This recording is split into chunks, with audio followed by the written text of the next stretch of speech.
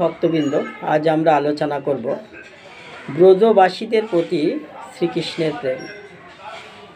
ব্রজবাসীরা শ্রীকৃষ্ণকে কিভাবে ভালোবাসতেন, কিভাবে সেবা দিতেন, আমরা এই বিষয়টি নিয়েছি বিজয়কৃষ্ণ গোস্বামীজির জীবনী থেকে।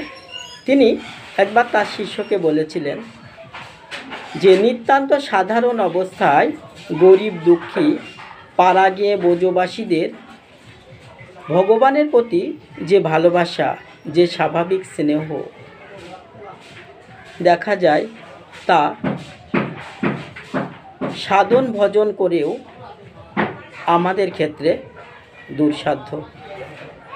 গোবিন্দজীবকে তারা এখনও সেইভাবেই দেখেন। দলে দলে ব্রজবাসীরা দধি, দুগ্ধ, ঘিত, মাখন আদি ভাঁড়ে করে সমস্ত রাস্তা নৃত্য করতে করতে গোবিন্দজির মন্দিরে উপস্থিত হন। বিজয়কৃষ্ণ গোস্বামী বলছেন, ঠিক নিজের কোলের শিশুটিকে মা যেমন আদর করে, তেমনি তারা গোবিন্দজীবকে কত প্রকারের আদরই না করেন, কত রকম কথা জিজ্ঞাসা করেন, গায়ে হাত বুলিয়ে দেন, মুখে চুম্বন করেন। গোবিন্দজীবকে দেখতে দেখতে তারা এতটাই মুগ্ধ হয়ে পড়েন যে তাকে তারা ঠিক নিজের ছেলের মতোই আদর করতে থাকেন। এই ভাব আর কোথাও দেখা যায় না। খুব আশ্চর্য হবেন যে নিজের পায়ের ধুলো নিয়ে ব্রজবাসীরা গোবিন্দজির মস্তকে দিয়ে আশীর্বাদ করে। বিজয়কৃষ্ণ গোস্বামীকে জিজ্ঞাসা করা হয়েছিল যে বাবাজি, বৃন্দাবনবাসীরা কি শুধু বাৎসল্য প্রেমেই গোপালকে সেবা করে? বিজয়কৃষ্ণ গোস্বামী বললেন, তা ঠিক নয়। বিভিন্নভাবে তারা গোপালকে সেবা করে থাকে। কেউ নিজে বেশভূষা করছেন, অলঙ্কার আদি করছেন, কার জন্য? না, গোপালের জন্য। কেউ বা বাহ্য শূন্য হয়ে পড়ে আছেন, কেউ বা ঘন্টার পর ঘন্টা ধরে তার মুখে বিভিন্ন রকম দ্রব্য সামগ্রী লাগাচ্ছেন। এটা কার জন্য? না, গোবিন্দের প্রতিবিধানের জন্য, গোবিন্দের কাছে সুসজ্জিত হয়ে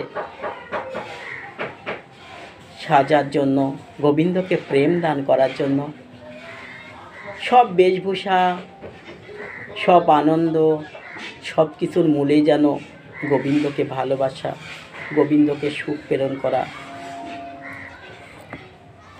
আমাদের কখনো কখনো কেউ কেউ গোবিন্দ রূপ দর্শন করতে করতে মূর্ছিত হয়ে পড়ে যাচ্ছে, অনেকক্ষণ বাদে তাদের ধ্যান ভঙ্গ হচ্ছে। সাধারণ লোকের এই সকল ভাব কি করে বুঝবে?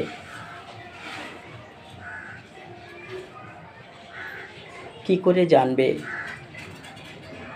দেহ দ্বারাই ভগবানের ভজন যে কত মধুর, তা তিনি জানেন যিনি ভজন করেন। ভগবান যে এইসব ভাবে, যে কোনো একটা ভাব নিয়ে ভগবানকে উপাসনা করলেই এই প্রেম উৎপন্ন হয়ে থাকে। ঐশ্বর্যভাবে ভগবানের দেখা পাওয়া যায় না। অর্থাৎ বৃন্দাবনের ঐশ্বর্য ভাব নেই, শুধু মাধুর্য।